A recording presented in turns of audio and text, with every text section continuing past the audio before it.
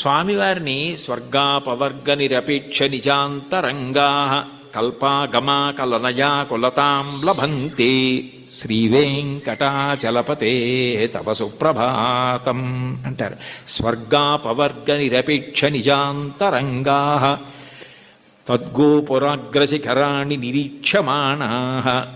స్వర్గము అపవర్గము, ఉత్తమలోక ప్రాప్తి, మోక్షము ఏమిస్తున్నా కూడాట వెళ్ళిపోతూ వెళ్ళిపోతూ ఆనందనిలయ విమానం చూసి అవన్నీ మా కొద్ది ఇక్కడ ఉంటామంటారట. అంటే భక్తి యొక్క తాత్పర్యం అలా ఉంటుంది. ఆ మనసు భజించి సేవించడానికి అలవాటు పడిపోయిన వాడు పతనం అయ్యేటట్టుగా చూడగలిగినది లోకంలో ఉంటుందా? వాడికి ఆకాశం అడ్డం కాదు, పాతాళం అడ్డం కాదు. పైకి వెళ్ళేవాడికి పాతాళం అడ్డం ఏమిటి? ఎవరికైనా పైకి ఎడుతుంటే ఆకాశం అడ్డం అవ్వాలి, ఇంకోటి అడ్డం అవ్వాలి. పాతాళం అడ్డం ఎలా అవుతుందంటే కింద పడితే పాతాళం అడ్డం అవుతుంది. బాగా కింద పడిపోదాం అనుకున్నానండి, నాకు పాతాళ లోకం అడ్డొచ్చింది అనాలి. ఈశ్వరుణ్ణి చేరాలనుకున్నవాడు పైకి ఎడతాడు కానీ కిందకి ఎడతాడా? అంటే ఒకవేళ ఓ తప్పు చేసి కిందకి వెళ్ళిపోయినా ఈశ్వరుడు వాడిని ఏం బాధ పెట్టడు. వాడిని మళ్ళీ పైకెత్తే పూచి ఆయనే తీసుకుని పైకెత్తుతాడు. అందుకని పాతాళం అవడం అవదు, కింద పడ్డా కూడా వాడికి అంత కింద పడ్డా అంత పైకి ఎక్కుతాడు. దానికి ఉందా అంటే ఉంది. ఉదాహరణ బలిచక్రవర్తే ఉన్నాడు. అంత ఇంద్రుణ్ణి గెలుద్దామనుకున్నవాడు గెలవలేక గురువుగారిని శుక్రాచార్యుల వారిని పట్టుకుని విశ్వజిత్ యాగం చేసి అగ్నిహోత్రంలోంచి బంగారు రథం, గుర్రాలు, గొప్ప గొడుగు, అక్షయబాణ తూణీరాలు, ధనస్సు అన్నీ పొంది ఇంద్రుణ్ణి ఓడించి అంత గొప్పవాడైతే ఇంద్రుడు బృహస్పతి దగ్గరికి వెళ్ళాడు. ఆయన గురువుగారు శుక్రాచార్యుల వారిని ఆశ్రయించాడు. నేను మా గురువు గారు మీ దగ్గరికి వచ్చాను, నేను ఎలా ఓడించాలి బలిచక్రవర్తిని అడిగాడు.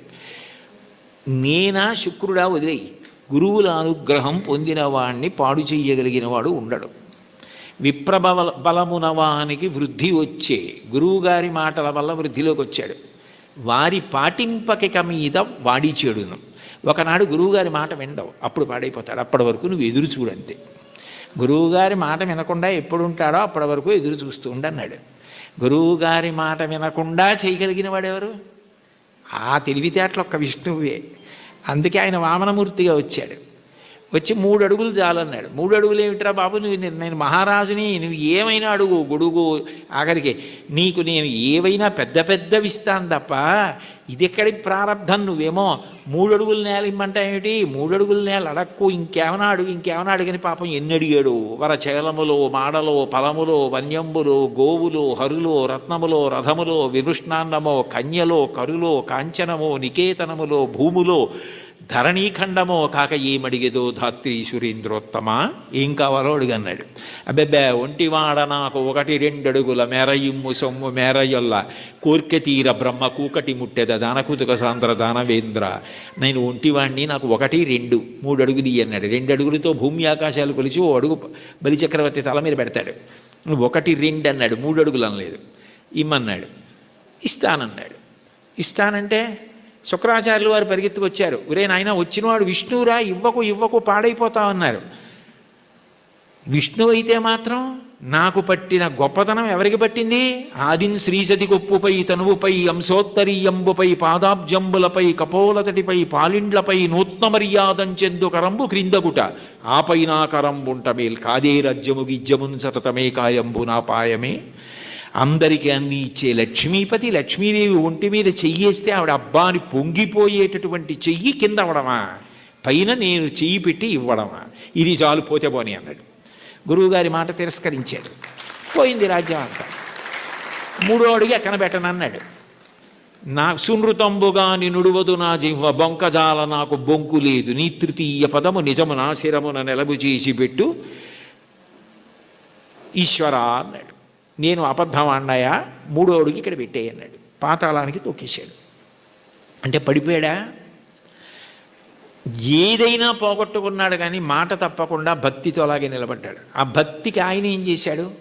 తాత్కాలికంగా నువ్వు అలా ఉంటావు, కానీ సావర్ణిమనువు వేళకు దేవేంద్రుండకు నితడు దేవతలకు దుర్భాసితమకు నాచోటికి రావింతును అందుమీద రక్షింతు దయన్.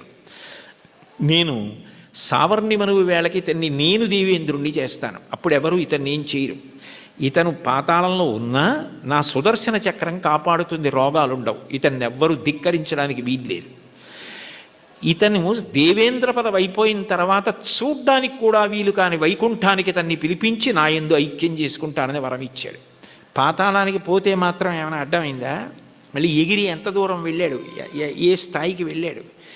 భగవంతుని యందు భక్తి నిలబడినది నిజమైతే నిన్ను అడ్డగలిగినది లేదు. అటువంటి వాడికి కైలాసమే కనపడినా బ్రహ్మలోకమే కనపడినా త్రోవలో వెళ్ళిపోతున్నప్పుడు ఒక వ్యక్తి దాహం తీర్చుకోవడానికి ఆగి ఒక్కసారి చలివేంద్రంలో నీళ్లు తాగి వెళ్ళిపోయినట్టు ఆగి చూసి వెళ్ళిపోయే లోకాలే తప్ప అబ్బాయి ఇవి బాగున్నాయని వాడు ఆగిపోడు. అవే బ్రహ్మలోకం. కైలాసాదులు కూడా ఆయనకి త్రోవలోకి వచ్చినా అమరావతి వచ్చినా స్వర్గమే వచ్చినా ఆయన ఆగడం.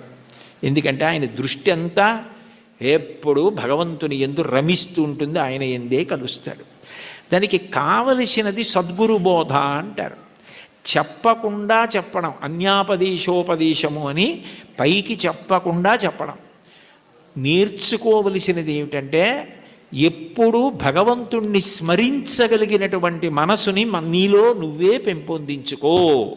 ఉద్ధరేణ ఆత్మనాత్మానం ఆత్మానవసాదయేత్ ఆత్మైవరాత్మనా బంధు ఆత్మైవ రిపురాత్మన. నిన్ను నువ్వు ఉద్ధరించుకోవాలి. నీకు ఆకలిస్తే నువ్వు అన్నం తినాలి, నీకు నిద్ర వస్తే నువ్వు నిద్రపోవాలి. నిన్ను నువ్వు ఉద్ధరించుకోవాలి. నీకు నువ్వే మిత్రుడు, నీకు నువ్వే శత్రువు. నీ మనసు లౌకిక విషయముల యందు మాత్రమే అనురక్తమైతే నిన్ను బాగు చేయగలిగిన వాడు ఎవ్వరూ ఉండడు. నీ మనసు భగవంతుని యందు రమించడం అలవాటైతే నిన్ను ఎవ్వరూ ఉద్ధరించక్కర్లేదు. అది నీ అంత నువ్వుగా ఆ భక్తికి ముహూర్తాలు ఉండవు. వచ్చే ఏకాదశి నుంచి భక్తిగా ఉంటానండి అంటే అదేమైనా శంకుస్థాపన గృహప్రవేశమా? భక్తిగా ఉండడం అన్నది మనసులో భగవంతుని యొక్క చింతన చేత వస్తుంది. ఎంతటి మహోపకారి అన్న భావన అది కలిగితే ఆయన ఆరాధన యందు లౌల్యము కలుగుతుంది. ఎప్పుడెప్పుడు ఆరాధిస్తానా, ఎప్పుడు కాళ్ళు కడుగుతానా, ఎప్పుడు అర్ఘ్యమిస్తానా, ఎప్పుడు ఆచమనీయమిస్తానా అని మనసు కొట్టుకుపోతుంది. అర్చాలౌల్యా సంతతం చంద్రమౌళే పౌనఃపుణ్యం విష్ణునాంనాంచ పాఠ ఏకం చాసౌ బోధతే దేవతానాం అంటారు మహాస్వామి వారి గురించి. అటువంటి స్థితి కలుగుతుంది. కాబట్టి అటువంటి వాడికి ప్రతిబంధకమేది, ఆపగలిగినది ఇది, అది నేర్చుకో అని చెప్పడం అన్యాపదేశం ఉపదేశం. అంత గొప్ప కీర్తన. పరమ భాగవతోత్తములై భగవంతుణ్ణి చేసిన స్తుతి పాఠాలలో కూడా ఇటువంటివి పద్యాలు శ్లోకాలు కనపడుతుంటాయి. ఈ కీర్తనకి సంబంధించినంత వరకు ఎదురుగుండా ఉన్నటువంటి వెంకటేశ్వరుణ్ణి, తిరుమలలో విరాజమానుడైన వెంకటేశ్వర స్వామి వారి ఎదుట నిలబడి, అది కేవలం ప్రతిమ అన్న భావన కాకుండా ఆయన వెంకటేశ్వరుడే, ఆయన సాక్షాత్తు శ్రీమన్నారాయణుడే అన్న భావనతో అన్నమాచార్యుల వారు మాట్లాడుతున్నటువంటి కీర్తన. అంటే యద్భావం తద్భవతి. అసలు ముందు మనం ఆరాధన చేసే మూర్తి అది విగ్రహం కాదు, అది పరమాత్మ అన్న భావన మనకుంటే పరమాత్మగానే ప్రతిస్పందిస్తాడు. వెంకటేశ్వరుణ్ణి దర్శించినటువంటి అన్నమాచార్యుల వారు ఆయన సాక్షాత్ శ్రీ మహావిష్ణువే అన్న ఉద్దేశ్యంతో ఆయనతో మాట్లాడుతున్న కీర్తన.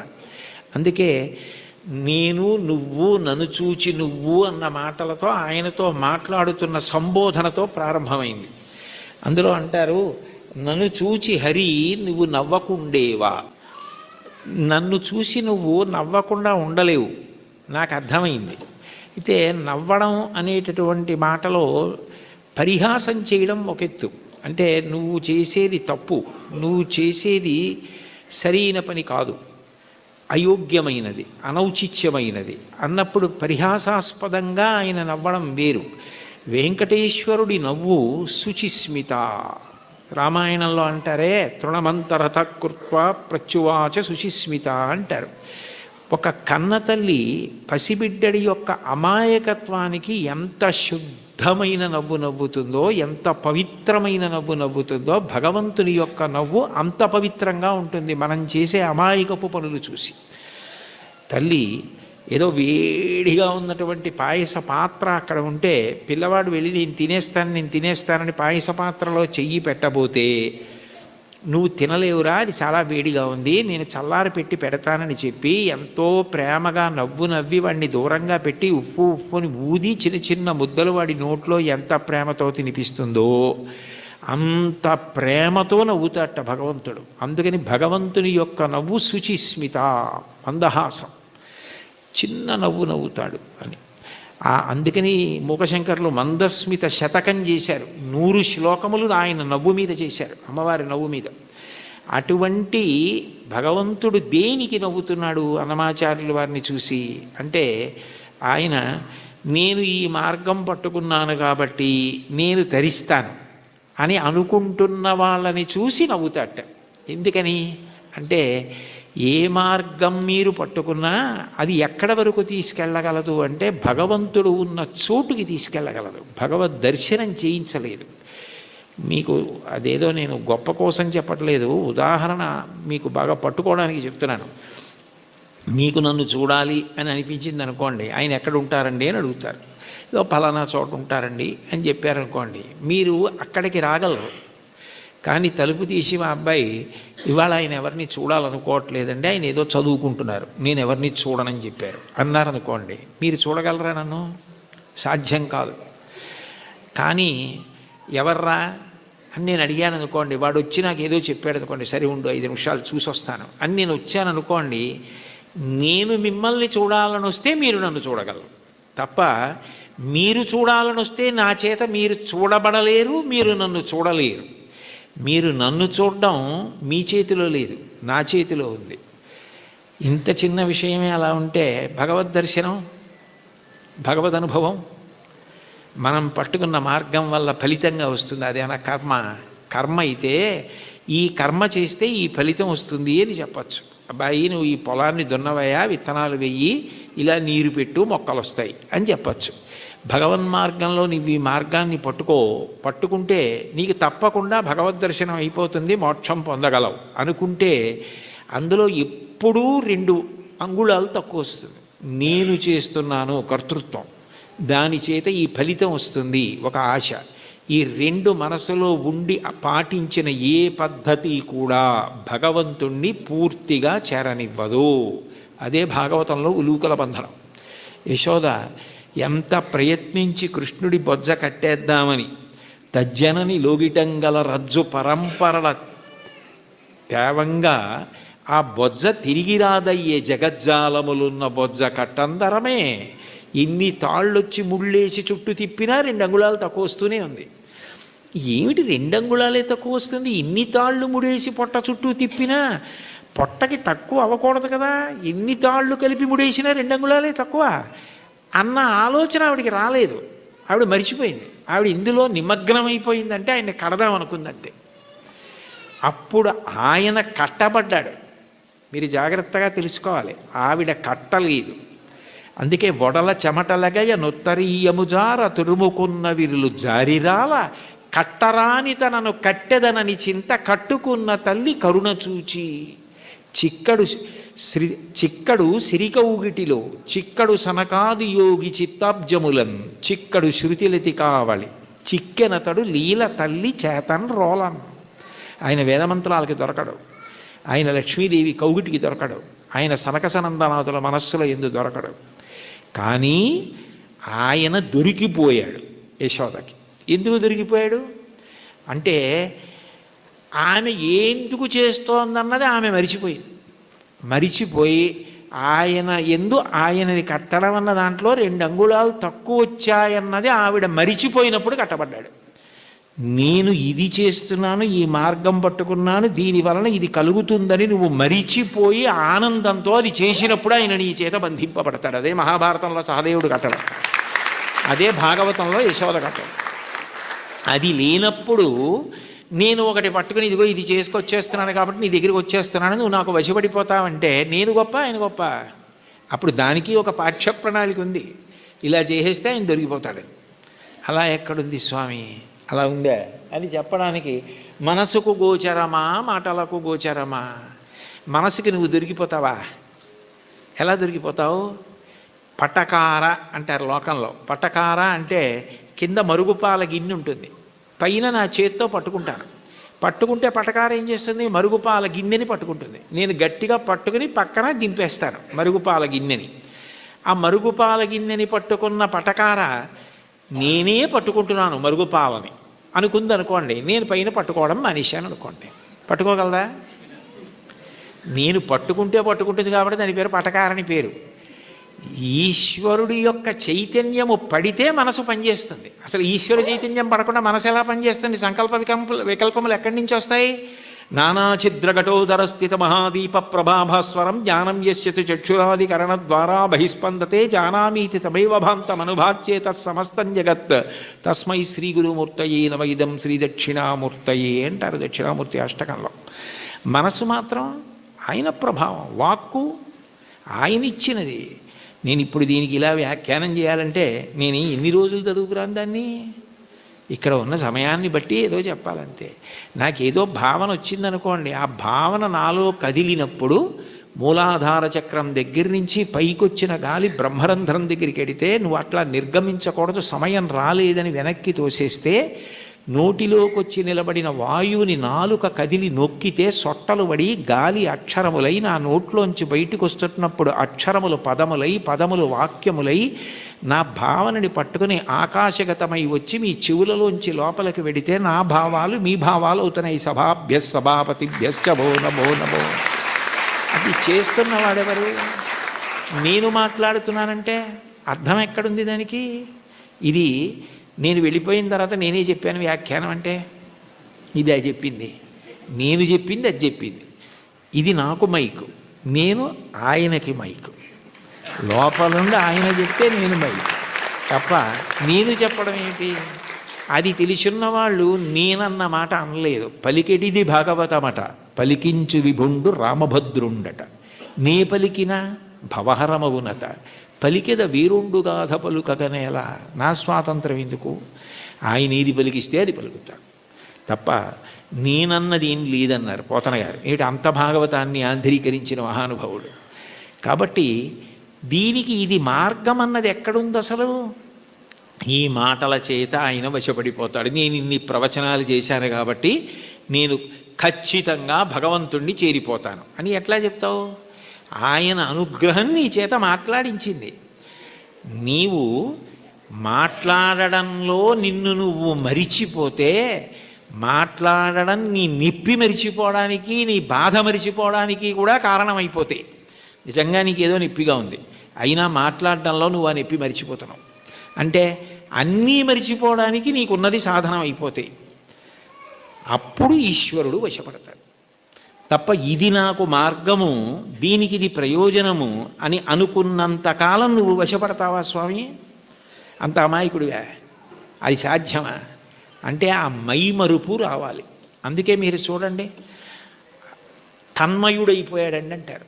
తన్మయుడైపోయాడండి అన్న మాటకు అర్థం ఏంటి? తత్ యందు మయమైపోయాడు.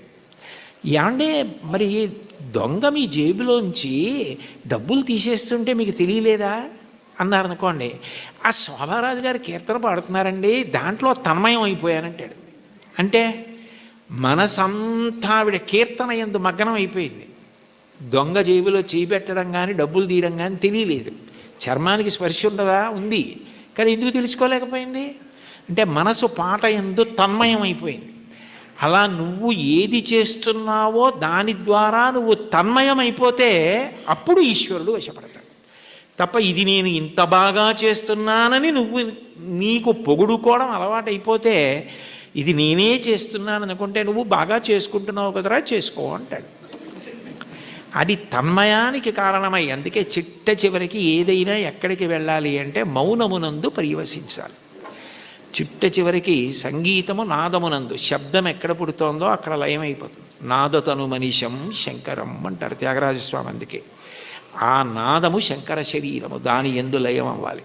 ఇక్కడ ఉన్నారు కదా మంజు భార్గవి గారు, శంకరాభరణంలో ఆయన ఏదో ఉరిమి ఉరుములు మెరిసే మెరుపుల చిరుచిరు నవ్వులు కాబోలు, ఆ సరిసరి నటనలు కాబోలు అని పరవశాన శిరసూగంగా ధరకు జారెన శివగంగ నాగానలహరి నువ్వు మునుగంగా అని పరవశించిన పరమశివుడు తల కిందకి జింపి చూస్తేట గంగ కింద పడి ఈయన తడిసిపోయేట, ఈయన గానలహరిలో ఆయన మురిగిపోయేట.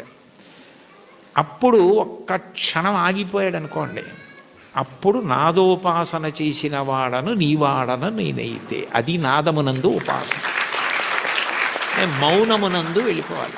శ్రీశైల శృంగకుహరేషు కదోపలప్స్యే గాత్రం యదామ మలతాహ పరివేష్టయంతి కర్ణే యదాహ విరచయంతి ఖగాశ్చ నీడాస్. అప్పుడు వీడు కదలడు అని నమ్మకం వచ్చి తీగలు చుట్టుకుంటాయి. వీడు కదలడు అని నమ్మకం వచ్చి పక్షి చెవుల్లో పుల్లలు పెట్టి గూడు పెడుతుంది. వీడు కదలడు అని నమ్మి పక్షులు వాసం చేసి గుడ్లు పెట్టి పొదిగి అరుస్తాయి. అయినా కదలడు, ఎందుకనంటే తన్మయుడై ఉన్నాడు. అది సమాధి స్థితి. ఆ స్థితికి వెళ్ళినవాడు అనుభవిస్తున్నాడు ఈశ్వరుణ్ణి. వాడు జీవన్ముక్తుడవుతున్నాడు. వాడి శరీరము పడిపోయినప్పుడు విదేహమోక్షాన్ని పొందాడు. శరీరం పోయింది, ఇంకా అంతటా పరివ్యాత్మమైన ఆత్మ అయ్యాడు. ఆ తన్మయావస్థ పొందడానికి ఇది సోపానము కావాలి తప్ప ఇది నాకున్న ప్రజ్ఞాని నాకు నేను 10 మాటలు మిడిసిపడడానికి కారణమైనంత కాలము ఈశ్వర నిన్ను చేరడానికి ఎట్లా హేతు అవుతుంది? నువ్వు నవ్వవా నన్ను చూసి? అయ్యపిచ్చాడా అని అమాయకుడైన బిడ్డను చూసి తల్లి నవ్వినట్టు నవ్వుతాడు.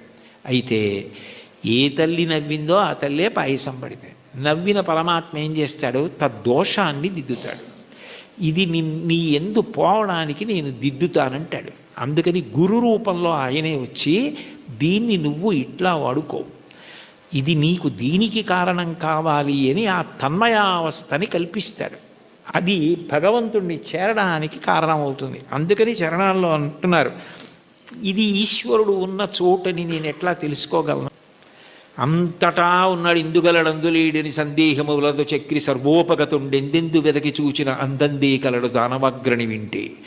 ఇక్కడ ఉన్నవాడిని అయితే చూడగలను, అంతటా ఉన్నాడంటే ఎలా చూస్తాను? ఆ జ్ఞానము కలగాలి. ఆ జ్ఞానం ఎవరివ్వాలి? ఆయన ఇవ్వాలి. కాబట్టి ఉన్న చోటెరుగుదునా ఓయి అంటే పలికేవా? అతిశయం మనసులో ఉండిపోతే ఓయి అని పిలిస్తే నువ్వు పలుకుతావా? సాధ్యమా? నేనేమైనా ఒక గదిలోంచి ఒక గదిలోకి వెళ్ళిపోయినట్టు నీ దగ్గరికి పరమపదానికి వచ్చి వెళ్ళిపోగలిగినంత సమర్థున్నా? నా వల్ల సాధ్యం అవుతుందా?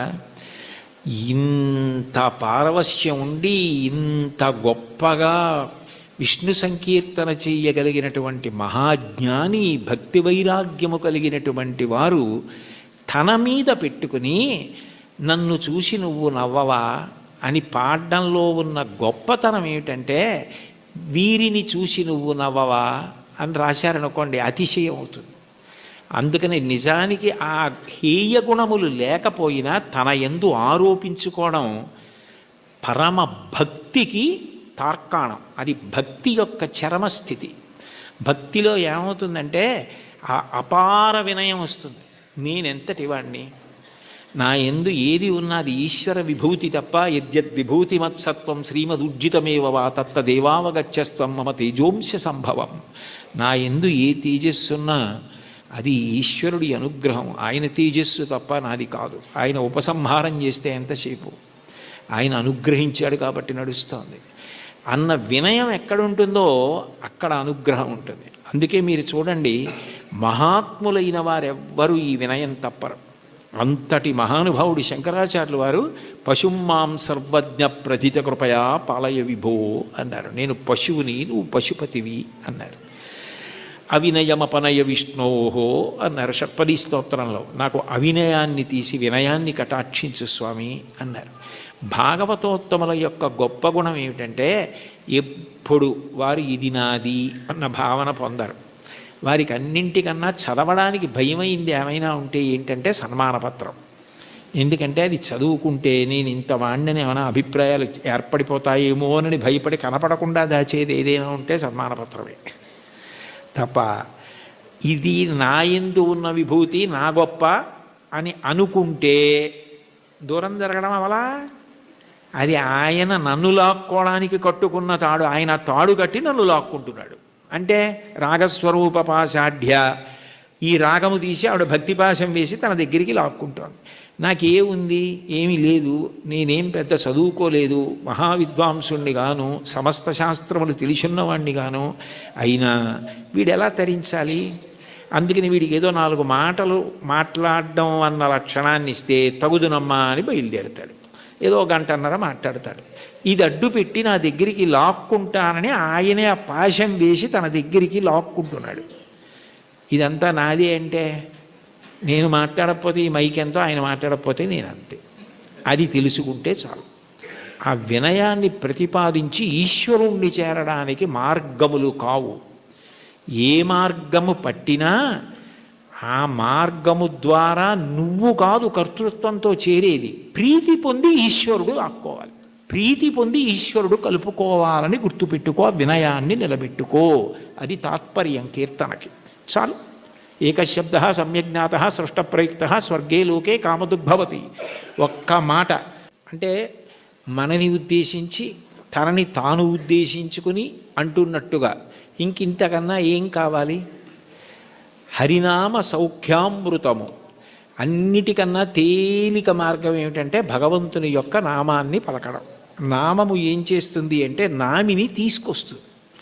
ఇప్పుడు నేను ఇక్కడ కూర్చుని అకస్మాత్తుగా మాట్లాడుతూ శోభారాజు గారు అన్నాను అనుకోండి, ఆవిడ నా వంక తిరుగుతారు. ఎందుకని? నామము నామిని ప్రతిస్పందించేటట్టు చేస్తుంది. భగవంతుని నామము ఒకటే ఉండాలి కదా. ఇప్పుడు నాకు కోటేశ్వరరావు అని పేరు అంతేకాని నాకు సహస్రనామాలు ఉండవు కదా. మరి ఈశ్వరుడికి ఎందుకు అన్ని నామాలు అంటే నామములు బాలసారి చేసి పెట్టిన పేర్లు కావు, నామములు గౌణములు. నిర్గుణుడైన భగవంతుడు ఒక్కొక్క గుణాన్ని ఆవిష్కరించినప్పుడు ఒక్కొక్క నామము కింద మారుతుంది. ఉదాహరణకి స్థాణుహు అన్నాను అనుకోండి. స్థాణుహు అంటే సాధారణంగా మనం ఏమంటాం, కదలకుండా ఎవరైనా నించున్నారనుకోండి, నువ్వేమైనా స్థాణువా కదలవే అంటావు. భగవంతుడికి స్థాణువు అని పేరు ఎందుకు వచ్చిందంటే ఇంకా ఆయన అంతటా వ్యాప్తి చెంది ఉన్నాడు, ఇక ఆయన కదలడానికి చోటేది. అందుకని స్థాణుహు. ఒక్కొక్క గుణము వలన ఒక్కొక్క నామం వస్తుంది.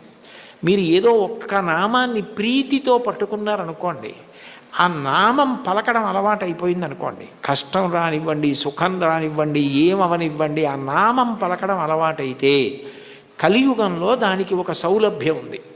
కలియుగంలో అన్నిటికన్నా తేలిక ఏమిటంటే భగవన్నామం పలకడం. భగవన్నామం పలకడానికి ఎవరు బాగా అలవాటు పడిపోతారో వాళ్ళు ఆ నామిని దగ్గరికి తెచ్చుకోగలుగుతారు. ఆయనే వాళ్ళకి సమీపానికి వస్తాడు. వచ్చి వాళ్ళు తరించడానికి కారణం ఆయనే చూపిస్తాడు. అందుకే కలవు నామ సంకీర్తన. కలియుగంలో భగవంతుని నామం పట్టుకోవడం కన్నా తేలిక మార్గము వేరొకటి లేదు. నాకు మంత్రం రాదు, తంత్రం రాదు, యజ్ఞం రాదు, యాగం రాదు, రాని వాటి గురించి విచారించకు. ఏదో ఒక నామం పలకగలవు కదా, శివ అనగలవు, రామ అనగలవు, ఆ నామం పట్టుకో చాలు. అది ఒక్కటి పట్టుకుంటే అది రెండు ప్రయోజనములు చేస్తుంది. ఒకటి, నువ్వు చేసిన పాపములు ఏవి నిన్ను ఈశ్వరుణ్ణి చేరకుండా ప్రతిబంధకంగా నిలబడతాయనుకుంటున్నావో వాటిని తీసేస్తుంది. రెండు, ఎవరిని నువ్వు చేరాలనుకుంటున్నావో వాణ్ణి నువ్వు ప్రయత్నపూర్వకంగా చేరడం కాదు, వాడొచ్చి నీ దగ్గర నిలబడి వాడు నిన్ను పొందేటట్టు చేస్తుంది. ఎంత తేలికైంది. అందుకే నామస్మరణ ధన్యోపాయం నహిపశ్యామో భవతరణే. కలియుగంలో ఇంకా నామస్మరణ కన్నా భవతరణానికి, సంసార సముద్రమును దాటడానికి మార్గము లేదు. భాగవతంలో అంటారు, నామము ఎంత తేలిక అంటే బిడ్డ పేరు పెట్టి పిలిచిననైన విశ్రామ కేళినైన మిగుల గేలినైన పద్య గజ్జ గీత భావార్థములనైన కమలనయను తలుప కలుషహరము. మీరు బిడ్డకి పేరు పెట్టుకుని ఏ చక్రి అని పేరు పెట్టుకున్నారు, శౌరి అని పేరు పెట్టుకున్నారు, శౌరి శౌరి శౌరి శౌరి అని పేరు అదే పనిగా బిడ్డ పేరు పెట్టి పిలిచినా అది భగవంతుణ్ణి పిలిచినట్టే ఆయన లెక్కలోకి తీసుకుంటాడు. అందుకే కదా అజామీలుడు మోక్షాన్ని పొందాడు. కాబట్టి బిడ్డ పేరు పెట్టి పిలిచిననైన విశ్రామ కేళినైన, ఆడుకుంటూ భగవంతుడి పేర్లు కొన్ని అవతల వాళ్ళు పెట్టుకుని యువతల వాళ్ళు పెట్టుకుని ఆడుకుంటూ పిలుచుకున్నా సరే భగవంతుడు దాన్ని తన నామం ఉచ్చరించడం కానీ స్వీకరిస్తాడు. విశ్రామ కేళినైన పద్య గద్య గీత భావార్థములనైన, ఓ పద్యం ద్వారానో గీతం ద్వారానో అర్థం ద్వారానో మీరు హరినామం, భగవన్నామం, శివనామం, ఏదో భగవన్నామాన్ని పట్టుకున్నారనుకోండి, ఆ నామము చాలు తరింపజేస్తుంది. అది మిమ్మల్ని గట్టెక్కించేస్తుంది. అందుకే అంతకన్నా గొప్పది లేదు, అంతకన్నా మీకున్న ప్రతిబంధకాల్ని తీసేసేది లేదు. ఏది ఈశ్వరుణ్ణి చేరడానికి అడ్డో దాన్ని ఆ నామం తీస్తుంది. అందుకంటారు పోతన గారు భాగవతంలో, బ్రహ్మహత్యానేక పాపాటవులకగ్ని కీలలు హరినామ కీర్తనములు, మధుపాన కిల్బిష మదనాగ సమితికి కేసరుల్ హరినామ కీర్తనములు, తపనీయ శౌర్య తమసంబునకు సూర్య కిరణముల్ హరినామ కీర్తనములు, గురుతల్ప కల్మష క్రూర సర్పములకు గేకులు హరినామ కీర్తనములు, మహిత యోగోగ్ర నిత్య సమాధి విధుల అరలు, బ్రహ్మానిసురులకు అందరాని భూరి నిర్వాణ సామ్రాజ్య భోగ భాగ్య ఖేళనంబులు హరినామ కీర్తనములు. భగవంతుణ్ణి నామాన్ని కీర్తిస్తే బ్రహ్మహత్యాపాతకం, బంగారం దొంగిలించడం, గురువుగారి భార్య పడుకున్న శయ్య మీద పడుకున్న మహాపాతకం, అట్లాగే మధుపానం, మద్యపానం చేసినటువంటి దోషం, ఇన్ని పాపములను హరినామము కాల్చేస్తోంది. కాల్చేసిన కారణము చేత నిత్యశుద్ధుడయ్యాడు. యజ్ఞం చెయ్యాలి, యాగం చేయాలి, పూజ చేయాలి, మంత్రం చేయాలి, జపం చేయాలి, ధ్యానం చేయాలంటే దానికి ఒక ప్రత్యేకమైనటువంటి స్థితి అవసరం. భగవన్నామం పలకడానికి మేము అక్కర్లేదు. కూలిన చోట, కొట్టబడి కుందిన చోట, మహాజ్వరాదులను ప్రీలిన చోట, సర్పముఖ పీడలు పొందిన చోట, ఆర్తులై తూలిన చోట, విష్ణు భవదూరిని పేర్కొని రేని అక్కాలుని యాతనా వితతి పోనరు కానరు దుఃఖభావములు. కూలినప్పుడు, కింద పడ్డప్పుడు, పాము కనపడినప్పుడు, ఏదో తగిలి పడిపోయినప్పుడు, జ్వరం వచ్చినప్పుడు భగవన్నామం పలకడం అలవాటైనటువంటి వాడు భగవంతుణ్ణే పొందుతాడు. కలియుగంలో భగవన్నామం పలకడం కన్నా తేలికైన మార్గము వేరొకటి లేదు.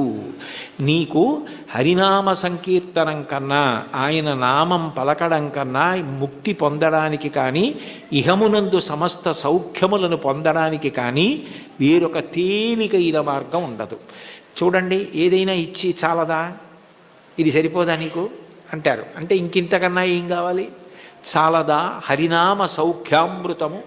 హరినామము అన్న సౌఖ్యామృతం అది. ఆ అమృతం, ఆ నామం పలికిన వాడు ఎవరున్నాడో ఇక వాడు సమస్తమును దాటిపోతాడు.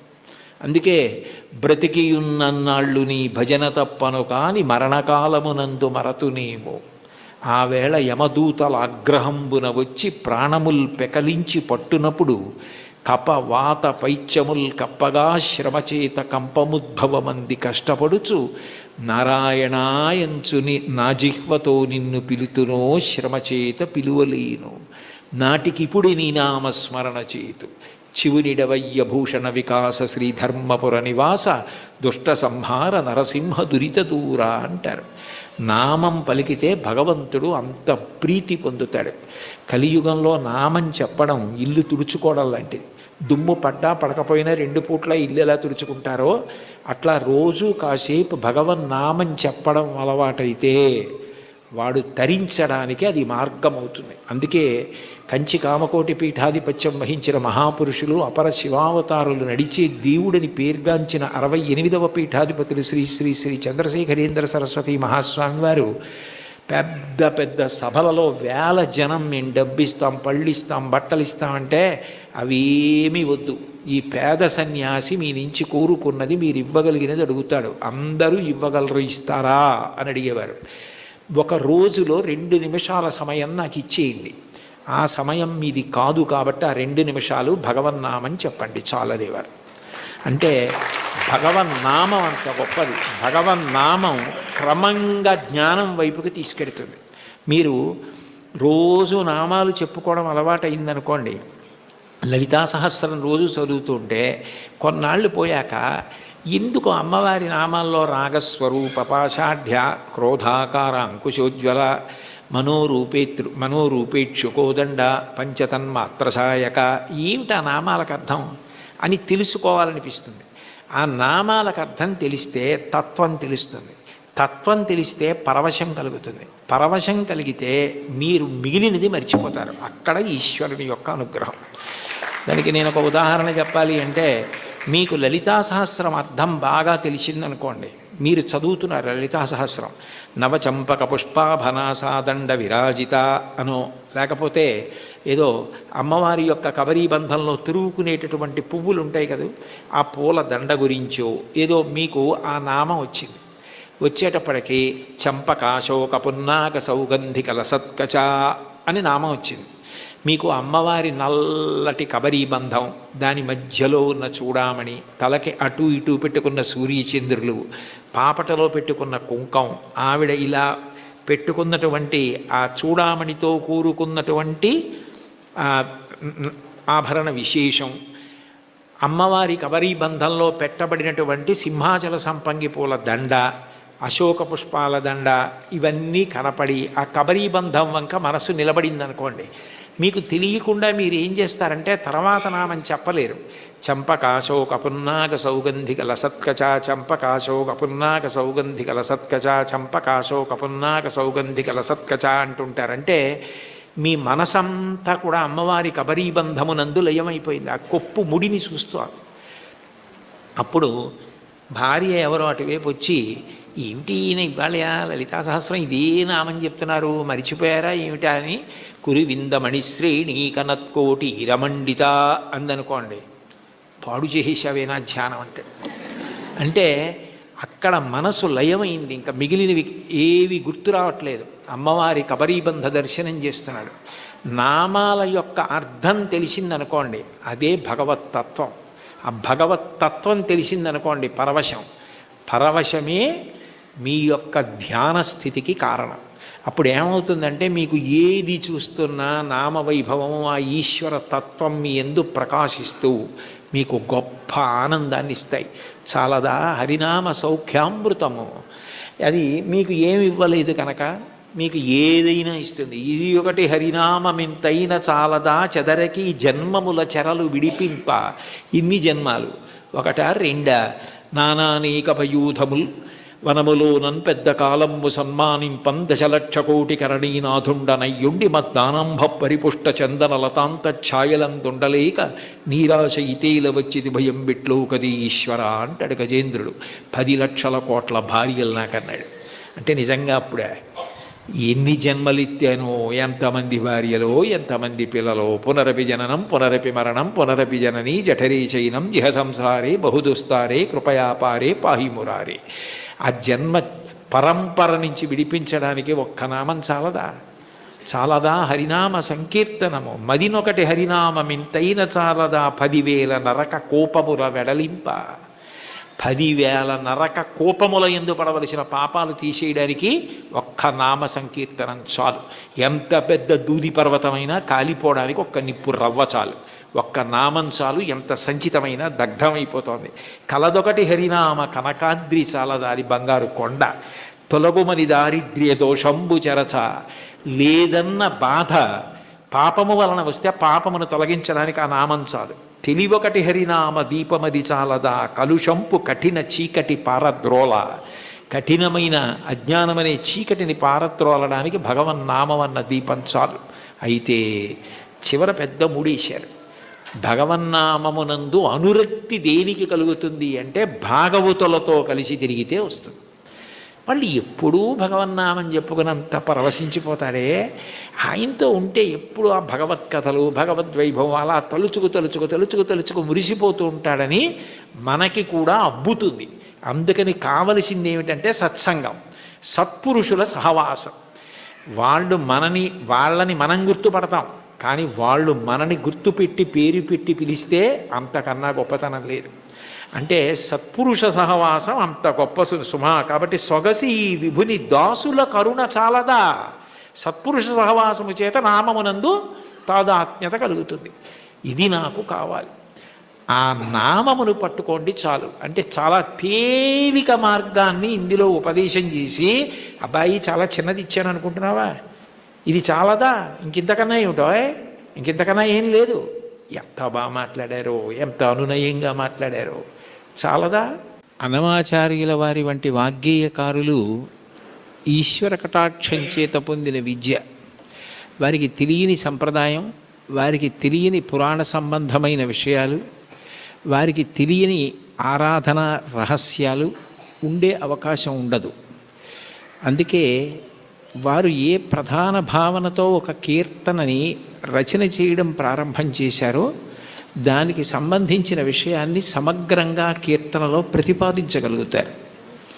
మీరు ఈ కీర్తనని పరిశీలిస్తే ఆయన కొండలలో నెలకొన్న కోనేటి రాయడువాడు అని ప్రారంభం చేశారు. శ్రీ వెంకటేశ్వరుడు కొండలలో నెలకొన్నాడు, 7 కొండలలో ఉన్నాడు అన్న విషయం అందరికీ తెలుసున్న విషయం. అయితే యథార్థానికి భగవంతుడు కొండ మీద ఉండడానికి ప్రధాన కారణం ఏమిటంటే, కొండ మీద ఉన్న దేవుణ్ణి తెలుసుకోవాలంటే కొండ ఎక్కాలి.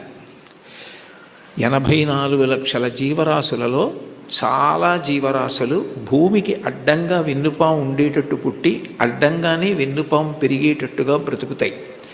మనిషి ఒక్కడు భూమికి అడ్డంగా పుట్టి నిలువుగా పెరుగుతాడు. అంటే మనిషి ఒక్కడే ఊర్ధ్వముఖ చలనం చేసి భగవంతుణ్ణి తెలుసుకోగలడు. కొండలలో నెలకొన్నవాడు అన్న మాటకు అర్థం ఏమిటంటే, నువ్వు ఊర్ధ్వముఖ చలనం చేస్తే తెలుసుకోవడానికి అవకాశం ఇచ్చేటటువంటి వాడు. అందుకనే ఆయన ఆనందనిలయ విమానమనందు ఉంటాడు. అసలు ఈశ్వరుడికి పర్యాయ పదం ఆనందం. కృష్ణుడి పేరు కూడా నిజానికి కృష్ అంటే నిరతిశయ ఆనంద ఘనము. అటువంటి ఆనంద స్వరూపమైన భగవంతుడు నీకు అనుభవంలోకి రావాలి అంటే నువ్వు ఊర్ధ్వముఖ చలనం చెయ్యాలి. ఆయన కోనేటి రాయడు. సర్వసాధారణంగా నదుల యొక్క తీరాలలో ఈశ్వర దేవాలయాలు ప్రతిష్ఠితమవుతూ ఉంటాయి. అక్కడ స్వయంభూగా వ్యక్తమవుతూ ఉంటాడు. కానీ వెంకటేశ్వరుడు మాత్రం స్వామి పుష్కరిణికి ఎనలేని ప్రాధాన్యతనిచ్చి దాని పేరే స్వామి పుష్కరిణి అయింది. శ్రీ వెంకటేశ్వర సుప్రభాతానికి సంబంధించి మనం ఇచ్చే మంగళహారతి శ్లోకాల్లో కూడా శ్రీవైకుంఠ విరక్తాయ స్వామి పుష్కరిణీ తటే రమయా రమమాణాయ వెంకటేశాయ మంగళం అంటాం. వైకుంఠమునందు విరక్తి చెంది స్వామి పుష్కరిణి తటమునందు నివసించుతున్నవాడా అని పిలుస్తారు. దీనికి సంబంధించి బ్రహ్మపురాణంలో ఒక విశేషం కనపడుతుంది. సరస్వతీ నది ఒకప్పుడు గంగానది కన్నా తాను గొప్పది కావాలి అని భగవంతుడిని ఉద్దేశించి తపస్సు చేసింది. మనకి శాస్త్రములను పరిశీలిస్తే దేనికైనా పరిష్కారం ఏది సాధించాలన్నా దానికి సాధనము తపస్సు. అసలు ఈ సృష్టి ప్రారంభంలో భగవంతుడు వాడిన మొట్టమొదటి మాట తపస్సు అంత గొప్పది. అందుకని గంగానది కన్నా తాను గొప్పది కావాలని సరస్వతీ నది తపస్సు చేయడం మొదలుపెట్టింది. పులస్త్య బ్రహ్మ అక్కడికి వచ్చారు. పులస్త్య బ్రహ్మ వచ్చినప్పుడు సరస్వతీ నదికి అధిష్టాన దేవత ఉంటుంది. ఆవిడికే కాదు, ప్రతి నదికి అధిష్టాన దేవత ఉంటుంది. ఆ అధిష్టాన దేవత అనుగ్రహించినప్పుడు ఒక రూపంతో ప్రత్యక్షమై కనపడుతుంది. అందుకే భాగవతంలో పరీక్షిత్ ప్రాయోపవేశం చేసినప్పుడు అమ్మా అని పిలిచిన నరు పొమ్మ అని ముక్తికడకు బుత్తువట, కృపన్ లెమ్మా నీ రూపముతో రమ్మా నాకెదురంగ గంగ రమ్యతరంగా అంటాడు. కాశీఖండంలో శ్రీనాథుడు కూడా గంగ అధిష్టాన దేవత ప్రాణోత్క్రమణమవుతున్న వాళ్ళని వచ్చి ఎలా అనుగ్రహిస్తుందో చెప్తాడు. ప్రత్యక్షమై వచ్చి భాగీరథి గంగ మృదులహస్తము సాచి మేను నివురు అంటాడు. అటువంటి సరస్వతీ నదికి కూడా అధిష్టాన దేవత ఉంటుంది. ఆవిడ తపమాచరిస్తోంది గంగ కన్నా గొప్పది కావాలి అని. గంగానదికి ఒక ప్రాముఖ్యత ఉంది.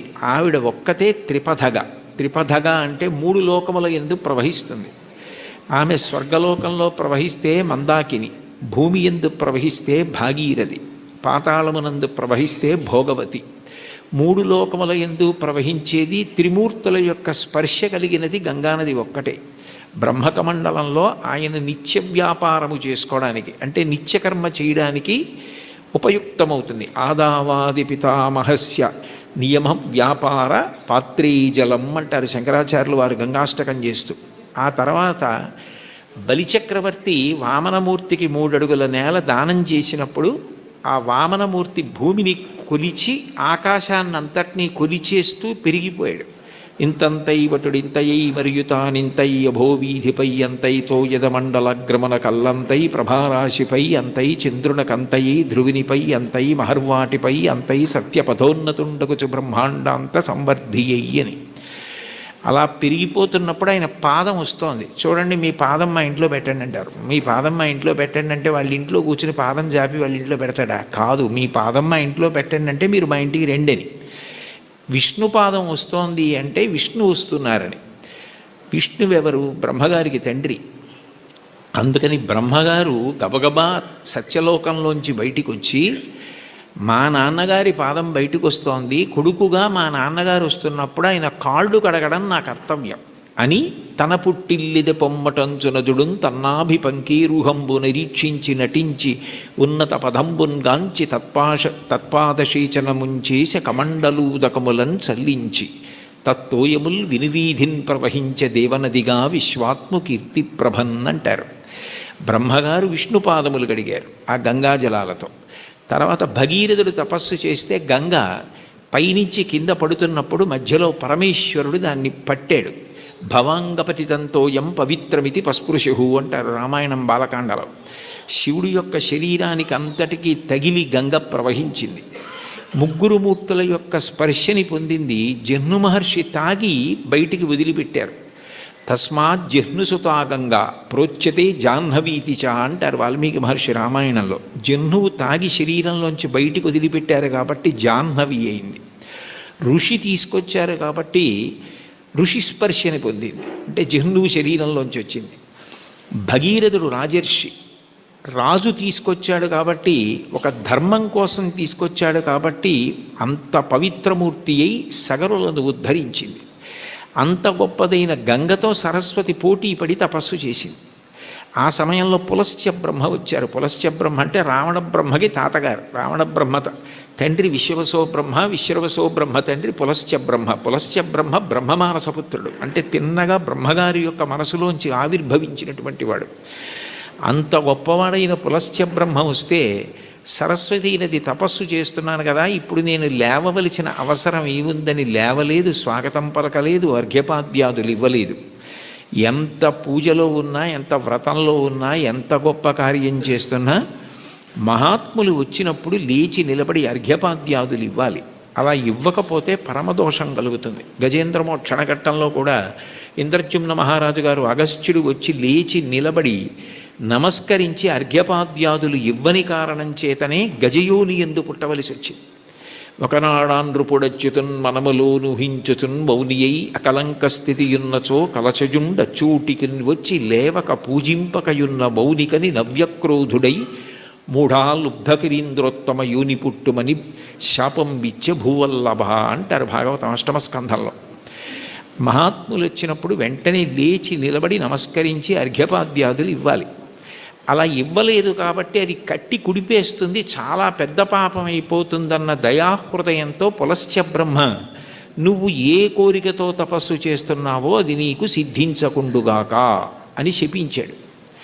ఆమె చాలా కిన్నురాలైంది. ఇంత గొప్ప కోరికతో నేను తపస్సు చేస్తున్నాను, ఈయన నా కోరిక తీరకూడదని శపించాడు అని బాధపడి ఈయన బ్రహ్మ యొక్క వంశంలో బ్రహ్మమానసపుత్రుడై వచ్చాడు.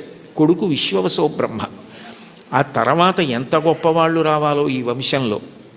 నీ వంశము రాక్షస వంశమైపోతుంది, బ్రహ్మకోవిదులు రారు, ఇక పైన రాక్షసులు పుడతారు నీ వంశంలో అని శపించింది. ఆయన చాలా బాధపడి నువ్వు నన్ను ఇట్లా శపించావు, ఆమె త్రిపథ గంగ, ఆమెతో సమానం ఎట్లా కాగలవు, అందుకని నీ దోషము పోయేటట్టు దాని వలన నీకు ఇబ్బంది రాకుండా ఉండేటట్టు నువ్వు ఎటూ గంగతో సమానం కావడం సాధ్యం కాదు కాబట్టి నేను దానినే శాపవాక్కుగా వదిలే. కానీ నువ్వు నా పట్ల చాలా క్రౌర్యంతో ప్రవర్తించి నా వంశమే రాక్షస వంశం అవ్వాలని శపించావు, శాపావకాశం ఇమ్మన్నాడు. అంటే సరస్వతీ నది అందరూ రాక్షసులైన ఒకడు మహాధర్మాత్ముడు నీ వంశంలో పుడతాడని అందుకే విభీషణుడు పుట్టాడు. తర్వాత సరస్వతీ నది మళ్ళీ తపస్సు చేస్తే నారాయణుడు ప్రత్యక్షమై గంగతో సమానం నువ్వు కావడం సాధ్యం కాదు, ఆమె త్రిపథగా, అందుకని అట్లాంటి వరం ఇవ్వలేను, కానీ నేను నీకొక ప్రత్యేకమైన వరం ఇస్తున్నాను. సృష్టిలో ఎక్కడా లేని ఒక గొప్ప పుష్కరిణివి నువ్వు అవుతావు. నీ యందు 300 కోట్ల తీర్థములు వచ్చి చేరుతాయి. తీర్థం అంటేనే ఋషుల యొక్క నియమాలు తపఫలాలు అందులో నిక్షేపింపబడి ఉంటాయి. అటువంటి 300 కోట్ల తీర్థములు నీ యందు ప్రవేశిస్తాయి. కలియుగంలో నేను శ్రీవేంకటేశ్వరుడు అన్న పేరుతో అవతరించినప్పుడు నీ పుష్కరిణి సమీపంలో అవతరిస్తాను. అవతరించినప్పుడు ఎందరో వచ్చి నీ యందు స్నానం చేసి కృతార్థులవుతారు. పుష్కరిణిలలో నీకన్నా గొప్పది ఇక ఉండదు. నువ్వే గొప్పదానివి అవుతావు, నీకంత గొప్ప వరం ఇస్తున్నానని వరం ఇచ్చాడు. అందుకని సరస్వతి నది పుష్కరిణిగా వచ్చింది. స్వామి పుష్కరిణిగా వస్తే శ్రీ వెంకటేశ్వరుడు సాక్షాత్ శ్రీమన్నారాయణుడు వెంకటేశ్వరుడిగా అవతరించాడు. కొండలలో నెలకొన్న కోనీటి రాయడు వాడు అంటే ఎప్పుడో తానిచ్చిన వరాన్ని నిజం చేయడానికి సరస్వతీ నదిని పుష్కరిణి చేసి ఆ పుష్కరిణి ఒడ్డున వెలిసినటువంటి దయామూర్తి. అందుకే స్వామి పుష్కరిణి స్నానం సద్గురోహో పాదసేవనం ఏకాదశి వ్రతం చాపి త్రయం అత్యంత దుర్లభం అంటారు. స్వామి పుష్కరిణి స్నానం అంత గొప్పది. యదా యదా హి ధర్మస్య గ్లానిర్భవతి భారత అభ్యుత్థానమధర్మస్య తదాత్మానం సృజామ్యహం. ఆ ధర్మరక్షణ కొరకు విశేషమైన రాక్షస సంహారం చేస్తాడు. కృష్ణ భగవానుడు కూడా కన్నులు తెరవని కడుచిన్ని పాపడై దానవిచనుబాలు త్రావి చంపే 3వ నెల నాడు ముద్దుల కుర్రడై కోపించి శకటమ్ము కూలత్రోసే ఏడాది కుర్రడై ఎగసి తృణావర్తు మెడపట్టుకొని చీరి బకునిచి చంపే అంటారు. అసలు కన్నులు తెరవడం మొదలు పెట్టనప్పటి నుంచి రాక్షస సంహారం చేశాడు కృష్ణుడు. రాముడు సరే సరి బండన భీముడు అత్తజన బాంధవుడు ఉజ్వల బాణతోణ కోదండ కళాప్రచండ భుజతాండవ కీర్తికి రామమూర్తికిన్ 2వ సాటి దైవమికలీడనుచున్ గడకట్టి భీరి కాడాండ డడాండ డాండ నిడదంబుల జండము నిండ మత్త వేదండము నెక్కి చాటెదను దాశరథి కరుణాపయోనిధి అంటారు గోపరాజు గారు. 14,000 మంది రాక్షసుల్ని ఖరదూషణాదుల్ని రాముడొక్కడే చంపాడు. మిగిలిన అవతారాలకి రామావతారానికి తేడా ఎక్కడంటే సర్వసాధారణంగా ఎంత అందగాడైనా ఎంత పుంసాం మోహన రూపాయ పుణ్య శ్లోకాయ మంగళమైనా యుద్ధం చేసేటప్పుడు కాస్త కోపంగా ఉండి కళ్ళు ఎర్రపడతాయి. కానీ యుద్ధం చేస్తున్నప్పుడు రాముడు చాలా అందంగా ఉంటాడు. ఎప్పుడు బాణం తీస్తాడో ఎప్పుడు సంధిస్తాడో ఎప్పుడు విడిచిపెడతాడో తెలియదు. అందుకే మీరు రామాయణం జాగ్రత్తగా చదివితే అసలు ఎటువంటి రాముణ్ణి చూసి శూర్పణఖ మోహించిందంటే యుద్ధం చేస్తున్న రాముణ్ణి చూసి మోహించింది. అబ్బాయి ఎంత అందంగా యుద్ధం చేస్తున్నాడని. అంతటి అందగాడు రాముడు, అంతమందిని చంపినవాడు. కానీ శ్రీ వెంకటేశ్వరుడు రాక్షస సంహారం జోలికి వెళ్ళలేదు. నందక ఖడ్గం ఆయన దగ్గర ఉన్న ఆయన క్షమాగుణంతో ప్రవర్తిస్తాడు. ఎన్ని తప్పులు చేసిన వారైనా ఆయన దగ్గర కైమోడ్చి నిలబెడితే క్షమించడమే ప్రధాన లక్షణంగా ఉండి పాపములకు ప్రాతినిధ్యంగా కేశఖండనం, కేశములను తీసి క్షమించి పంపిస్తాడు. అందుకే సృగ్భూషాంబరహీతీనాం సుషమావహమూర్తయే సర్వార్తిశమనాయాస్తు వెంకటేశాయ మంగళం దయామృత తరంగిణ్యాస్తరంగైరివ శీతలై అపాంగై సించతే విశ్వం వెంకటేశాయ మంగళం అంటారు. అంతటి దయామూర్తి. అటువంటి అవతారం ఇత పూర్వం రాలేదు. ఎన్ని పాపములున్నా సంహరించడం అన్నది చెయ్యడు. ఆ పాపరూపమైనట్టి ధనము కొండపైకి రప్పించి నిస్పృహుండనగుచు అంటాడు. తరిగొండ వెంగమాంబ గారు మహాతల్లి వెంకటాచల మాహాత్మ్యముని కావ్యం చేసింది. అందులో పాపాన్ని ద్రవ్యం మీదకి ఆవాహన చేసి తెప్పించి హుండీలో వేయించి క్షమాభిక్ష పెట్టి ఆ ద్రవ్యాన్ని నిస్పృహుడై సామాజిక కార్యక్రమాలకు ఇచ్చేస్తుంటాడు. అటువంటి వెంకటేశ్వరుడున్నాడే, ఆయన ఈ అవతారంలో వరములను కుప్పించడమే ప్రధాన లక్ష్యంగా కలిగినవాడు. నాకున్న పెద్ద భయం ఏమిటంటే నాకు ఇటువంటివి చెప్పేటప్పుడు ఏ పల్లవి దగ్గరో గంట అయిపోతుంది. అందుకని నాకు చాలా భయం. ఒరే ఇంకా వెనక 3 కీర్తనలు ఉన్నాయి, ఒళ్ళు దగ్గర పెట్టుకో, తగ్గించు తగ్గించు తగ్గించు అని నాకు నేను పరాకు చెప్పుకొని మాట్లాడుతూ ఉంటాను. కాబట్టి కొండలలో నెలకొన్న కోనీటి రాయడువాడు కొండలంత వరములు గుప్పెడువాడు.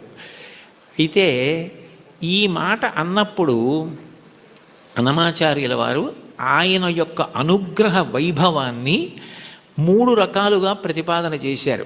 ఆయన భక్తుల్ని అనుగ్రహించడం అన్నది ఏదో తపస్సు చేస్తే నీకేం వరం కావాలి అని అడిగి వాళ్ళకి ఆ వరం ఇవ్వడం కాదు. అసలు అవతల వారు అడగనటువంటి వరాలు అవతల వారి యొక్క భక్తిని బట్టి ఎంత వశపడిపోతాడు అన్నదానికి పరమాద్భుతమైనటువంటి ఉదాహరణలు కొన్ని చెప్పారు. అందులో మొదటి చరణంలో కురువరతి నంబి, అంతే కదమ్మా, కుండలు చేసిన ఎట్టి కొండలు. ఇందులో మొట్టమొదట ఇది అక్కల్లా నాకు ఉదాహరణ చెప్తే చాలు. కుండలు చేసేటటువంటి కుమ్మరిదాసుడైన కురవరతి నంబి. కుండలు చేసేటటువంటి ఒక కుమ్మరి వృత్తిలో ఉన్నటువంటి వ్యక్తిని ఆయన ఎంత అనుగ్రహించారన్నది ఉదాహరణగా చెప్తున్నారు.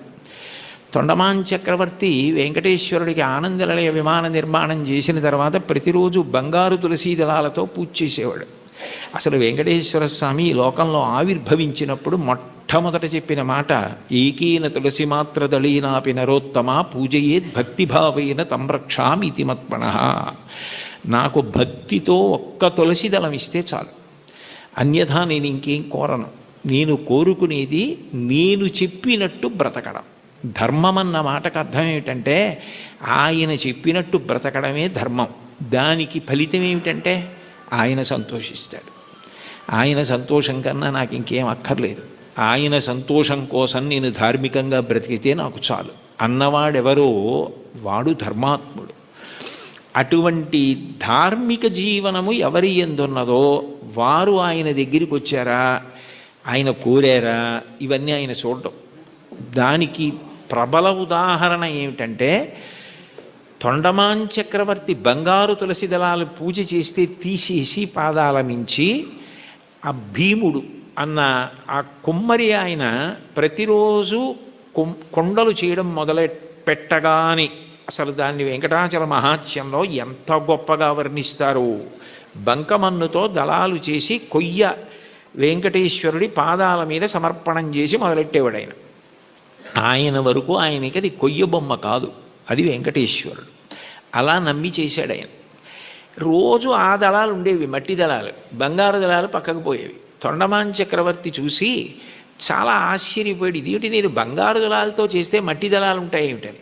అప్పుడు వెంకటేశ్వరుడు మాట్లాడాడు, ఆయననే అడిగాడు. అడిగితే ఆయన అన్నాడు, ఇవన్నీ నాకు అక్కర్లేదు, ఈ పటాటోపం నాకెందుకు, ఆ బంగారం నేను సృష్టించింది, నేను ఇవ్వనిది నేను సృష్టించనిది ఎక్కడా ఉండదు. నాకు కావలసినది భక్తి, అది నిండుగా ఉన్నది భీముడి దగ్గర ఉంది. అందుకని నేను ఆయన మట్టితో చేసిన ఆ బంకమన్ను తులసి దళాలు తీసుకుంటూ ఉంటాను. ఆయన ఎక్కడ ఉంటాడు అంటే ఏదో కొంత దూరంలో ఉన్నాడంటే అక్కడికి వెళ్ళాడు తొండమాన్ చక్రవర్తి. ఆయన వెళ్ళేసరికి వెంకటేశ్వరుడు కూడా వచ్చాడు. ఆయన నాకేముంది నేనేం పెట్టగలను లేదు, తనకేముందో అది వెండి పళ్ళాలు బంగారు పళ్ళాల్లో పెట్టలేడు. కాబట్టి ఆయన చేస్తున్న కుండల్లో కొత్త కుండ పగలగొట్టి ఆ కుండ పెంకులో ఆయన తినే సంకటి పెట్టాడు. పరమప్రీతిగా తిన్నాడు వెంకటేశ్వరుడు. ఆయనకి ఏం కావాలి? ఆయనకి కావలసింది భక్తి. భక్తి కల్గు కూడు పట్టెడైనను చాలు, దళమైన పుష్పమైనను. చివరికి సలిలమైన బాయని భక్తిని కొలచిన జనులర్పించిన ఎలమిన్ రుచిరాన్నముగను ఏనుభుజింతున్నంటాడు కుచేలోపాఖ్యానంలో. భక్తితో పెట్టినది ఆయనకు కావాలి, అది ఆయన తిన్నాడు. తిని ఒక వరం ఇచ్చాడు. అసలు నిజానికి ఆ వరం ఆయన అడగలేదు భీముడు. ఆయన మీరు రండి నా దగ్గరికి అని అడగలేదు, ఆయనే వెళ్ళాడు. వెళ్ళి ఇక పైన నా అవతారం భూమి మీద ఉన్నంత కాలము కూడా నేను తీసుకునే మహానైవేద్యం కుండ పెంకులో ఉంటుంది. అందుకని ఓడు ప్రసాదం అని ఇప్పటికీ కూడా ఆనందనిలయ విమానం లోపల కొత్త కుండ పెంకులోనే ఆయనకి నైవేద్యం అవుతుంది అని అంటారు. అంటే అడగకుండానే అంత గొప్ప వరాన్నిచ్చి భీముణ్ణి భార్యని కూడా దివ్యమైన విమానం ఎక్కించి వైకుంఠానికి తీసుకెళ్ళాడు.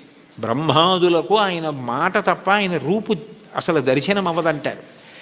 అలాంటి వాళ్ళని తీసుకెళ్ళాడు. అంటే ఊహించని వరం. కొండలలో ఉన్నవాడు కొండలంత వరం ఇవ్వగలిగినవాడు, ఊహించలేని వరం ఇవ్వగలిగినవాడు.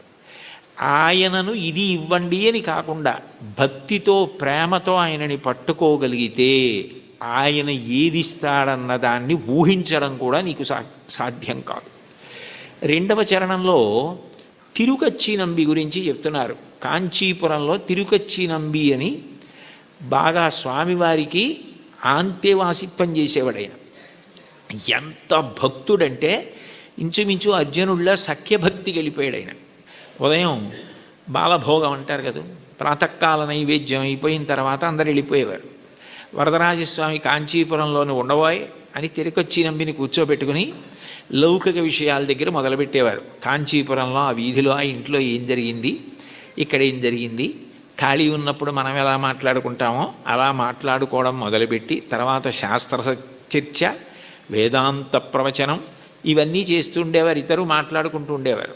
మహానైవేద్యం వరకు ఉండి ఆయన అలా పడుకుంటే ఈయన విసినికర్ర పెట్టి విసురుతూ ఉండేవాడు. ఎప్పుడు చూడండి కంచి గరుడ సేవ అంటారు, అలా ఆయనకి ఎప్పుడు విసినికర్ర పట్టి విసురుతూ ఆయనతో మాట్లాడుతుండేవాడు. మహానైవేద్యం తర్వాత నేను కాసేపు విశ్రాంతి తీసుకుంటానంటే ఆయన పాపం ఇంటికి వెళ్ళిపోయేవాడు. తిరిగొచ్చినప్పుడు వెళ్ళిపోయి భోజనం చేసి మళ్ళీ సాయంకాలం స్వామివారి ఆరాధన ప్రారంభానికి వచ్చి మళ్ళీ విసురుతూ ఉండేవాడు ఏకాంత సేవ వరకు. అలా చాలా కాలం గడిచిపోయింది. వీళ్ళిద్దరూ మాట్లాడుకుంటారన్న విషయం కూడా లోకంలో ప్రచారం అయిపోయింది. ఒక రోజున మధ్యాహ్న కాలం ఇంకా దగ్గర పడిపోతుంది, ఇంకా మహానైవేద్యానికి వచ్చేస్తారు. నేను వెళ్ళి మళ్ళీ సాయంకాలం వస్తాను స్వామి అని చెప్పి ఈ తిరుకచ్చి నంబి గుడిలోంచి బయటకు వస్తున్నాడు. బ్రహ్మాండమైన వర్షం. ఎలా వెళ్ళాలి? వెళ్ళడం ఆలస్యం అయితే రావడం ఆలస్యం అవుతుంది. రావడం ఆలస్యం అయితే స్వామివారికి విసినికర్ర పెట్టి విసరద్దు, ఎట్లా సేవ ఆలస్యం అయిపోతుంది, ఇంత వర్షం పడుతోంది, ఎలా వెళ్ళడం అని ఆలోచిస్తున్నాడు. ఎవరో ఒక వృద్ధ వైష్ణవుడు ఒక ఆయన వచ్చి, స్వామివారు పంపించారు, మీరు గబగబా ఇంటికి వెళ్ళాలట కదా, నేను గొడుగు పడతాను రండి అని చెప్పి గొడుగు పట్టాడు. ఆ గొడుగులో తిరుకచ్చి నంబి ఇంటికి వెళ్ళాడు. మీరు భోజనం చేసి రండి, నేను ఇక్కడే ఉంటాను, సాయంకాలం వాన తగ్గకపోతే మళ్ళీ గొడుగులో తీసుకెళ్తానన్నాడు. అని సాయంకాలం మళ్ళీ గొడుగులో ఆయన్ని తీసుకొస్తున్నాడు తిరుకచ్చి నంబిని. కొంచెం ఆలస్యమైంది వర్షం వల్ల. ఈలోగా సాయంకాలం సేవ కోసం అర్చకులు వరదరాజస్వామి గుడి తీసి తలుపులు తీశారు. తలుపులు తీస్తే లోపల స్వామివారు లేరు. వాళ్ళు కంగారు పడిపోయి తిరుకచ్చి నంబితో మాట్లాడుతూ ఉంటాడు కదా, ఏం దోషం జరిగిందో చూద్దాం ఆయనకి తెలుస్తుందని ఆయన కోసం వెతికారు. ఆయన లేరు. ఆయన కొంచెం ఆలస్యంగా వచ్చారు. నీకేమైనా తెలుసా నంబి, స్వామివారు ఏమైపోయారు, కనపట్టలేదు, ఏమైనా అపరాధం జరిగిందా, ఎవరినన్నా భక్తులను అనుగ్రహిస్తున్నారా అని కంగారు పడిపోతున్నారు. అదేమిటి నాకు తెలీదు, ఎక్కడికి వెళ్ళిపోయారని చెప్పి ఆయన స్వతంత్రంగా ఇంట్లోకి వెళ్ళి వస్తువుల్ని వెతికే యజమాని ఎలా ఉంటాడో అలా వెళ్ళి, అదేమిటి స్వామివారు లేకపోవడం ఏమిటని చూస్తే ఆయన అలాగే పడుకుని ఉన్నారు. అయ్యో ఇక్కడే ఉన్నారు వరదరాజస్వామివారు, మీరు వెతుకుతున్నారు ఏమిటన్నారు. వచ్చి చూసేటప్పటికి ఆయన ఒంటి మీద వర్షపు నీటి చుక్కలు ఉన్నాయి. అంటే తాను తడిసి తిరుకచ్చి నంబికి గొడుగు బట్టి తీసుకొచ్చారు. ఆ తిరుకచ్చి నంబి ఇంట్లో భోజనం చేసినంతసేపు వరదరాజస్వామి వారు బయట నించున్నారు. బయట నించుని గొడుగు పట్టుకుని నించుని ఆయన వచ్చిన తర్వాత ఆయన్ని తీసుకుని వచ్చారు. అంటే ఒక భక్తుడి కోసం భగవంతుడు ఎంత కిందకొస్తాడు అవన్నీ అడిగారా తిరుకచ్చి నంబి? అడగలేదు. అడగకపోయినా అంత కిందకొచ్చి తర్వాత భాగవతులతో కలిసి ఎలా ఉండాలో చెప్పి చిట్ట చివరికి మోక్షం ఇచ్చారు. ఆ తిరుకచ్చి నంబిని అనుగ్రహించినటువంటి వరదరాజు వెంకటేశ్వరుడి కన్నా భిన్నుడు కాడు. ఒకటే, అదే అనేక కీర్తనల్లో ప్రతిపాదిస్తారు ఆ రాముడే వెంకటేశ్వరుడు అని. అటువంటి తిరుకచ్చి నంబిని ఊహకందని రీతిలో అనుగ్రహించవే. ఎవరైనా వరం అడిగితే ఏం అడుగుతాడు? ఏదో జ్ఞానం ఇమ్మంటాడు, లేకపోతే భక్తి ఇమ్మంటాడు, డబ్బు ఇమ్మంటాడు, ఏదో వృద్ధిని అడుగుతాడు. వాళ్ళు అసలు ఏమీ అడగలేదు. వాళ్ళ ఊహకి కూడా అందనివి నువ్వు చేసి పెట్టావు. వాళ్ళకి చరిత్రలో వాళ్ళు నిలబడిపోవడానికి కారణం నీ అనుగ్రహమా, వాళ్ళు అడగడమా? అంటే నీ అనుగ్రహం. అంత అనుగ్రహం దేనికి చేశావు? విసిరికర్ర పెట్టి విసిరితే చేశాడు అనగలరా మీరు? కాదు. ఆ ప్రేమ, అంత ప్రేమ. ఆ ప్రేమ చివరికి ఏమైపోయిందంటే లౌకిక సంభాషణ నుంచి శాస్త్ర చర్చ వరకు వెళ్ళి తిరుకచ్చి నంబి ఇంటికి గొడుగులో తీసుకెళ్ళి గొడుగట్టు వీధిలో నుంచి మళ్ళీ తీసుకొచ్చి వర్షం తాను మీద పడేటట్టు చేసుకున్న ఇంతగా లొంగిపోయి దిగొచ్చి అనుగ్రహించినటువంటి ఓ స్వామి, నీ దయకి హద్దు ఎక్కడుంది? అంటే వెంకటేశ్వరుడు అనుగ్రహించే తీరు అట్లా ఉంటుంది. మామూలుగా ఏదో కొడుకునిచ్చాడు, కూతుర్నిచ్చాడు, పెళ్లి చేయించాడు, ఉద్యోగం ఇచ్చాడు, ఇవి కాదు. కొండలంత వరములు ఇచ్చేటటువంటి వాడు. అది చెప్పడానికి ఎంతంత గొప్ప ఉదాహరణలు తీసుకున్నారు. అంత దిగొచ్చినటువంటి ఉదాహరణ ఇంకొకటి చెప్పారు. అందులో ఇప్పటికీ కూడా మీరు వెంకటేశ్వర స్వామి వారు ఊరిరిగింపుగా వెళుతూ ఉంటారు ప్రదక్షిణ వీధుల్లో.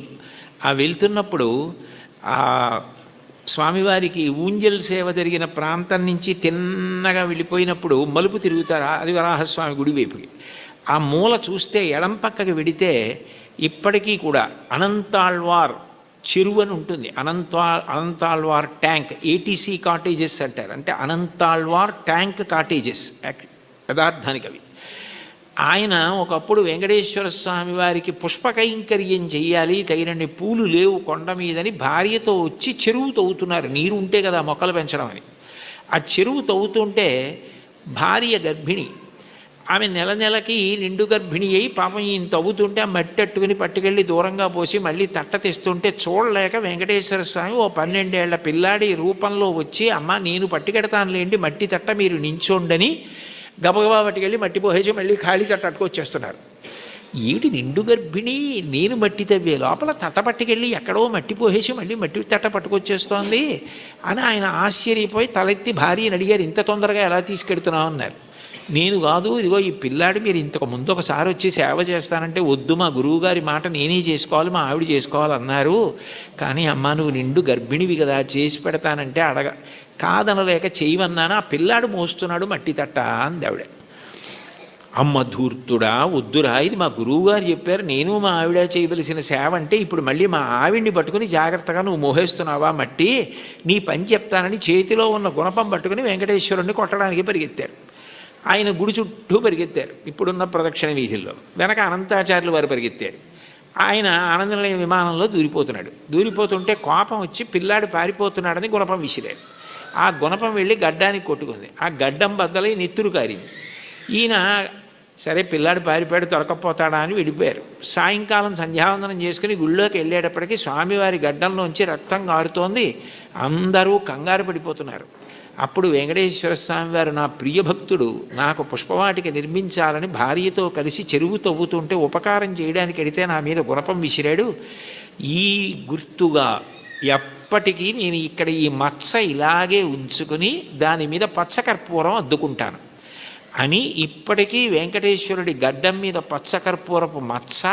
మనం ఇప్పటికీ వెంకటేశ్వర స్వామి వారి దర్శనానికి శంఖనిధి పద్మనిధి నీళ్లు పడుతుంటాయి. అక్కడ కాళ్ళు కడుక్కొని పెద్ద గడప దాటి కుడి చేతి వైపు గోడ మీద చూడగానే ఓ గుణపం వేలాడుతుంటుంది. గడ్డపార అని ఉంటుంది తెలుగులో, అనేక భాషల్లో రాసి ఉంటుంది. ఆ గుణపమే అనంతాచార్యులు వారు విసిరారు. ఆ తర్వాత ఆయనతో ఎన్నో లీలలు చేశారు. ఇప్పుడు అవన్నీ ఎందుకు? కాబట్టి ఆఖరికి భక్తుడి చేతిలో దెబ్బతిని రక్తం కారి అంతటి మహానుభావుడు దాన్ని పచ్చకర్పూరం అద్దుకుని, ఏమో చూసిన వాళ్ళందరూ ఆ పచ్చకర్పూరం ఏమిటి, ఆ మత్స ఏమిటి అని అడిగితే పెద్దవాళ్ళందరూ పిల్లలకి ఈ కథ చెప్తుంటే నీ పేరు వినపడితే నేను మురిసిపోతానోయ్ అని చెప్పి కొట్టిన దెబ్బని మచ్చగా ఉంచుకొని పచ్చకర్పూరం పెట్టుకున్నావే, నీ దయకి హద్దుందా? బతిమాలి బతిమాలి మట్టి మోసి గుణపం దెబ్బతిని దాన్నేమో ఒక పెద్ద గుర్తుగా ఉంచుకున్నావా? ఎంత ప్రేమైకమూర్తివయా! ఆఖరికి ఇప్పటికీ ఆయన బొగడ చెట్టు రూపంలో ఉంటారంటారు. నేను వెళ్ళినప్పుడు అప్పుడప్పుడు వెడుతూ ఉంటాను. వాళ్ళు పాపం వాళ్ళ వారసులు ఉన్నారు, ఎంతో ప్రేమగా పిలిచి నన్ను మాట్లాడుతూ ఉంటారు.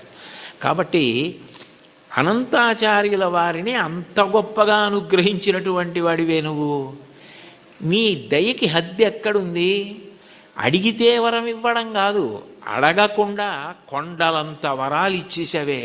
ఇప్పటికీ స్వామివారు ప్రత్యేకంగా అక్కడికి వెడతారు. అనంతాచార్యుల వారు ఎక్కడ చెరువు తవ్వారో, ఎక్కడ చెట్టు ఉందో అక్కడికి వెళ్ళి ఆయనకి హారతి ఇచ్చింది అనంతాచార్యుల వారికి ఆ బొగడ చెట్టుకి ఇస్తారు. ఇప్పటికీ సంవత్సరంలో ఒకరోజు ఉత్సవం జరుగుతుంది. అనంతాచార్యుల వారు గుణపం విసిరిన రోజున అంత వేగంగా ఆనందనిలయ విమానం చుట్టూ పరిగెత్తినట్టే వెళ్ళిపోయి పల్లకి లోపలికి వెళ్ళిపోతుంది. అంటే భక్తుడు కొట్టిన రోజుని ఉత్సవంగా చేసుకుని ఇప్పటికీ ఆనందనిలయం చుట్టూ అలా పరిగెడుతున్నావా? ఏమిటయా నీ దయ? అంతుందా దానికి? ఇంతటి దయామూర్తివా, అంతటి వాడివి, నీ గోటి కాంతి చూడడం సాధ్యం కాదు. అక్రూరుడు అంటాడు భాగవతంలో, శూరులు తొల్లియే విభుని శోభిత పాద నక ప్రభావళంచేరి భవాంధకారముల చిక్కక ఉందరు అట్టి దేవునిన్ వైరముతోడనైన పిలువన్నను పంపి శుభంబు చేసే నిష్కారణమైన ప్రేమ ఇది కంసుని పోలు సకుండు కల్గుని అంటాడు. ఆయన కాలి గోటికి ఉన్న కాంతిని చూడడం సాధ్యం కాదు. తపస్సు చేసి యుగాలు చేసిన అటువంటి వాడు కలియుగంలో ఆపాదమస్తకం చూడ్డానికి వీలుగా నకృతం దైవ సంగతి చేసి యుగాలు చేసిన అటువంటి వాడు కలియుగంలో ఆపాదమస్తకం చూడ్డానికి వీలుగా నకృతం దైవ సంఘైశ్చ నకృతం విశ్వకర్మణ స్వేచ్ఛయా క్రీడతే తత్ర ఇచ్ఛారూపం విరాజిత అంటారు వ్యాసుల వారు. తనంత తాను ఒక రూపాన్ని పట్టి అలా నిలబడ్డాడది రాతి విగ్రహం కాదు, సాక్షాత్ శ్రీమన్నారాయణుడు. ఇన్ని వరాలు ఇస్తున్నావా, ఇన్ని పాపాలు చేసిన మాకు దర్శనమిస్తున్నావా, ఇవ్వడం కాకుండా నీ దగ్గరికి వచ్చి ఏమడిగితే ఇస్తున్నావా, ఏమీ అడగకుండా నీ ఎందు ప్రేమ పెంచుకున్న వాడికి నువ్వేమిస్తావో చెప్పడం ఎవరికి సాధ్యమయ్యా? కొండలలో ఉన్నవాడివి కొండలంత వరాలు ఇస్తున్నావు.